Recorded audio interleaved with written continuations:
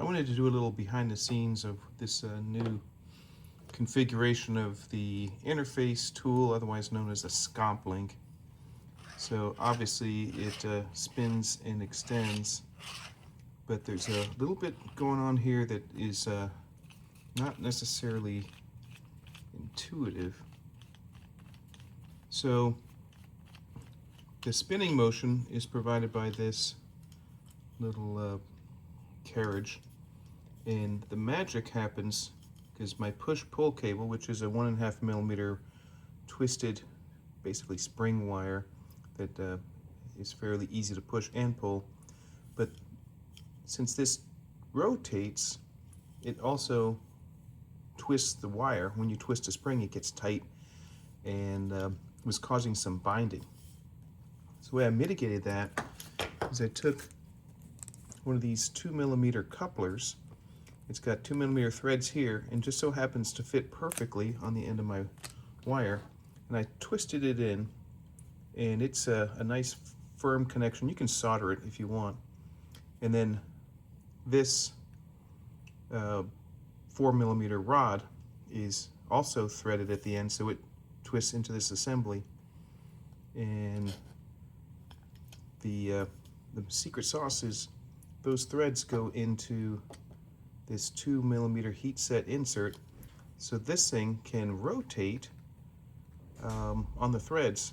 And since there's 20 millimeters of threads, it will not unscrew itself, but you can also adjust the length if you need to.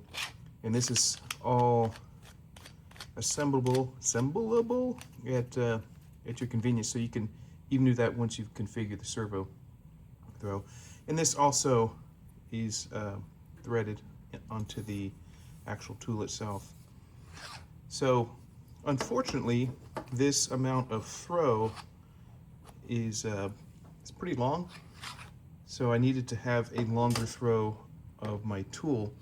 The original tool lifters I designed could maybe do, let's say 10, 20, maybe 35, whereas this can do like 110 millimeters.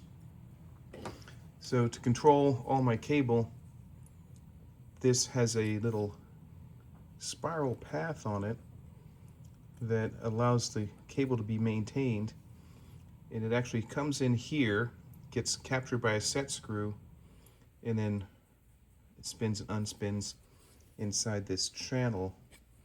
And it's got a little slot here, so you can adjust the cable and then insert it in here. Obviously that set screw needs to be all the way in. And this required a new platform for all this to work, and that gets bolted on like that with these heat sets in here. This whole mechanism will sit on top of the previous tool lifter, so you can kind of add this as an add-on, and you can use this with anything that any tool that needs to be extended or manipulated with a long throw. So that's kind of the long and short of it, of the new large-scale interface tool. The good thing is, though, it will fit in a Mark III. My first shot out the gate, I was using a COM 8 as a reference, and that tool bay for the bread pan doors is a little different size, so this one is now updated and will fit. I'll release these parts as soon as I get the instructions of how to put it all together real soon.